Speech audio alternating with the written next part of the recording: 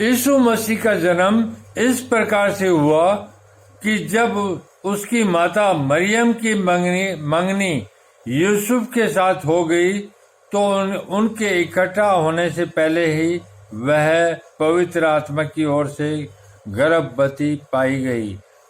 जब मरियम माता की यूसुफ से सगाई हुई थी तो वो पवित्र आत्मा की ओर से गर्भ से थी, अर्थात पवित्र आत्मा परमेश्वर के सामर्थ्य से। अतः उसके पति यूसुफ ने जो धर्मी था और उसे बदनाम करना नहीं चाहता था, उसे चुपके से त्याग देने का विचार किया। तब यूसुफ ने उसको त्याग देने का विचार किया क्योंकि वो धर्मी था और अपनी पत्नी मरियम को बदनाम नहीं करना चाहता था, लोगों को नहीं बताना चाहता था कि वो गर्भ से है। जब वह इन बातों के सोच ही में था तो प्रभु का स्वर्गदूत उसे सौपन में दिखाई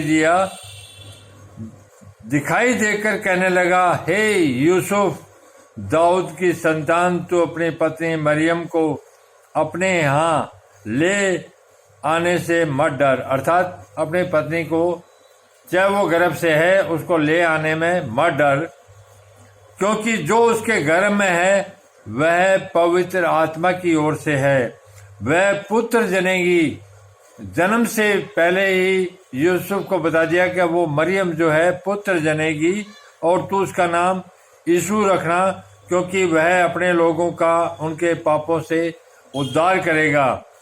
यह सब इसलिए हुआ कि जो वचन प्रभु ने भविष्य वक्ता के द्वारा कहा था वह पूरा हो। देखो, एक कुंवारी गर्भवती होगी और एक पुत्र जनेगी, उसका नाम इम्मानुएल रखा जाएगा, जिसका अर्थ है परमेश्वर हमारे साथ।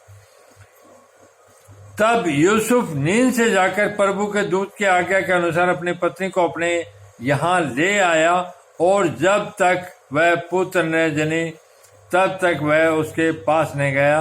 अर्थात अपनी पत्नी को उसने अपवित्र नहीं किया जब तक उसने ईसा मसीह का जन्म नहीं हो गया, तब तक उसको उसने छुआ भी नहीं, क्योंकि मरियम जो थी वो पवित्र आत्मा की ओर से गर्भवती थी, इसलिए बहुत पवित्र थी।